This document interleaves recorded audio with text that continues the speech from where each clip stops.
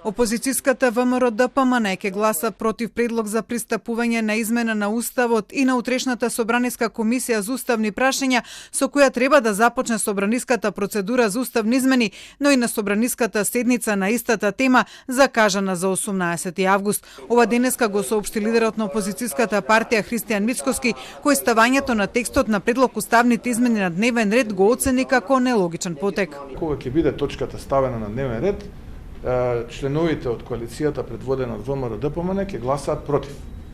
Така ќе биде и на самата седница кога овие уставни измени предвидени според комисијата уставна, така наречена, предводена од Цаца Николовска, се доставени во парламент.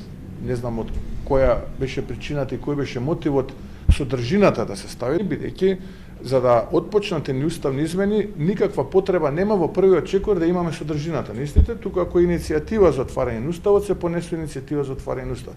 За најавите дека собраниската седница за отворање на Уставот ќе стартува на 18 августа, која според деловникот може да трае најмногу 10 работни дена, не се очекува да заврши пред крајот на септември, со цел да се обезбеди двотретинско мнозинство за премислување на пратениците од ВМРО ДПМН да гласа за уставните измени, Мицкоски со категорично не.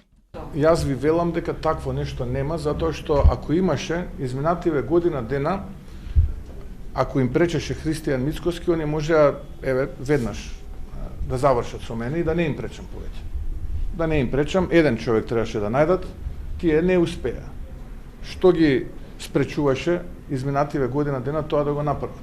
Отпочнаа процедура за која што немаат поддршка и нема да имаат. Дека во собранието се уште нема доволен број пратеници кои би го отвориле уставот за менување на преамбулата со впишување на бугарите во неа, како и делови од уште 4 други народи кои живеат во Македонија: хрватите, словенците, црногорците, египтјаните и евреите.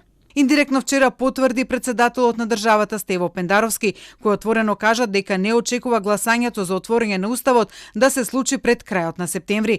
Според Пендаровски, во месеците кои предстојат и покрај сите разлики, ќе се интензивираат разговорите меѓу власта и опозицијата за уставните измени, со дополнителен меѓународен притисок сега да се искористи моментот за затворање на тоа прашање. Мицкоски пак денеска за предупредувањата на странските представници дека доколку не се случат уставните измени, ќе се раздели пакетот Македонија-Албанија на пристапниот пат, со одговор дека доколку странските бирократи, како што ги нарече, тоа го дозволат, ќе направат уште една историска грешка и неправда кон Македонија.